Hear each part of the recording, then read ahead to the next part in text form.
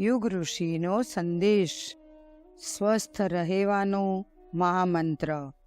લોકો રોગોથી છુટકારો મેળવવા માટે અને શક્તિ વધારવા માટે વૈદ્યો તથા ડૉક્ટરોને ત્યાં આંટા મારે છે. પાણીની જેમ હજારો રૂપિયા ખર્ચે છે. તેઓ જાત જાતના વસાણા તથા અનેક પ્રકારની દવા ખાતા રહે છે. એમ છતાં તેમને નિરાશા સિવાય બીજું કંઈ મળતું નથી. એનું કારણ એ છે કે સ્વાસ્થ્ય બહારથી મળતું નથી. તે આપણો જન્મસિદ્ધ અધિકાર છે. પ્રકૃતિ માતાએ તે આપણને પહેલેથી જ પૂરતા પ્રમાણમાં આપ્યું છે.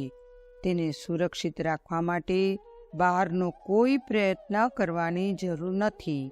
માણસે પોતાના શરીર પર અત્યાચાર ન કરવો જોઈએ અને પોતાની ઇન્દ્રિયોનો દુરુપયોગ બંધ કરી દેવો જોઈએ.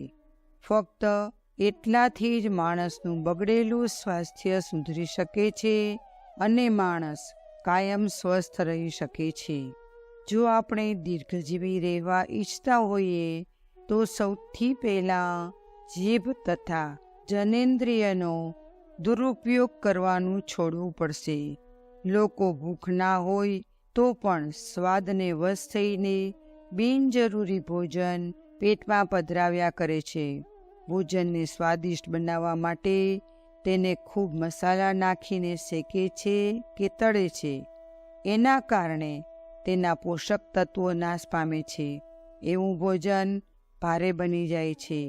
આ બંને બુરાઈઓથી બચવાની જરૂર છે. કકડીને ભૂખ લાગે ત્યારે જ ખાવું જોઈએ. ભૂખ ન હોય તો ગમે તેવું પૌષ્ટિક ભોજન પણ ન કરવું જોઈએ.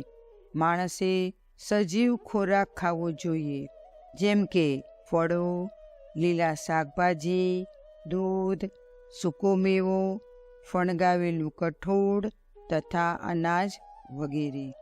જો કોઈ વસ્તુને રાંધવાની જરૂર પડે તો પાણીમાં બાફવું જોઈએ.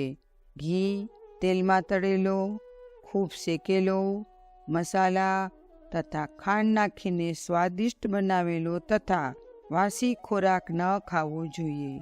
નશાયુક્ત ચીજો, માંસ વગેરે અભક્ષ્ય ખોરાકથી શરીરને લાભ થવાને બદલે નુકસાન થાય છે. તેથી સાદો, સાત્વિક અને સજીવ ખોરાક ખૂબ ચાવીને સખત ભૂખ લાગે ત્યારે જ ઈશ્વરનો પ્રસાદ માનીને ખાવો જોઈએ. તે સાદો હોવા છતાં પણ ખૂબ બળવર્ધક સાબિત થશે. અખંડ જ્યોતિ, ઓક્ટોબર 1952, પૃષ્ઠ 4-5, સંદર્ભ ગ્રંથ યુગ ઋષિનો સંદેશ. શાંતિકુંજ વિડિયો ગુજરાતી યુટ્યુબ ચેનલને સબસ્ક્રાઇબ કરો તથા બાકીના વિડિયોઝનો લાભ લેવા માટે બેલ આઇકન જરૂર દબાવો. ધન્યવાદ.